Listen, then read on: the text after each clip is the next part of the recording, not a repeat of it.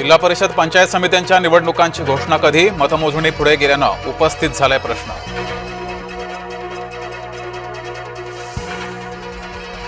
देवा ईव्हीएम आम्हाला पावरे बाबा, भोरमध्ये मतदानावेळेस मतदान यंत्राची हळद कुंकवानं पूजा, निवडणूक आयोगाचे अधिकारी राहिले बघत। लोकशाहीच्या उत्सवाला राड्याचं गालबोट, नगरपरिषद आणि नगरपंचायतीच्या निवडणुकात ठिकठिकाणी राडे। राज्यात ठिकठिकाणी मतदान यंत्र गंडली, भोकरदन, सोलापूर, संभाजीनगरमध्ये मतदार हे केंद्रावर ताटकळले। आमदार संतोष बांगरांवर गुन्हा दाखल, बांगरांनी गोपनीयतेचा भंग केल्याचा आरोप, मतदान कुठे करायचं एका महिलेला सांगितल्याचा व्हिडिओ समोर। आयोगाच्या चुकांचा प्रक्रियेला फटका, उच्च न्यायालयाच्या नागपूर खंडपीठानं मतमोजणी सरसकट ढकलली पुढे।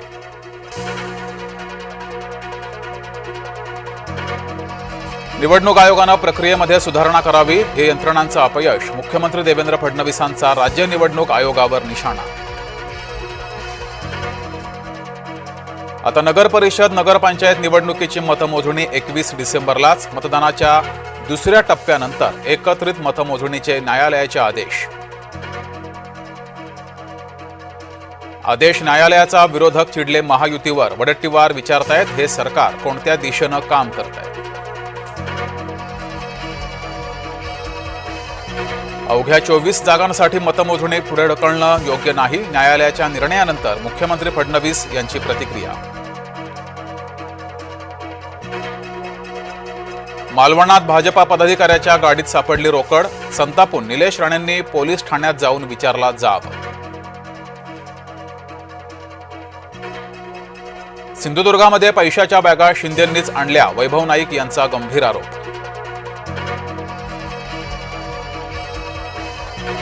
शिंदेंना पैसे वाटण्याची गरज नाही, सिंधुदुर्गातील बॅग प्रकरणावरून मंत्री उदय सामंतांचा विरोधकांना टोला।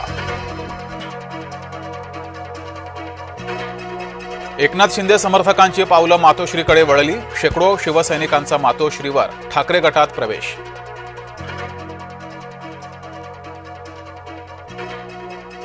शिंदेंचे महत्त्व कमी झाल्याचा ठाकरेंचा दावा, उद्धव ठाकरे म्हणतायत शिंदेंना भाजपाकडून आता कवडीचीही किंमत मिळत नाही।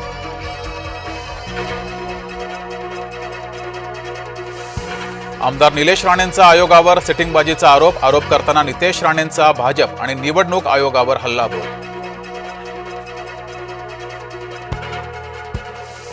भाजपाकडून गुंड प्रवृत्तीच्या लोकांना उमेदवारी, आमदार रोहित पवारांचा भाजपावर घणाघात।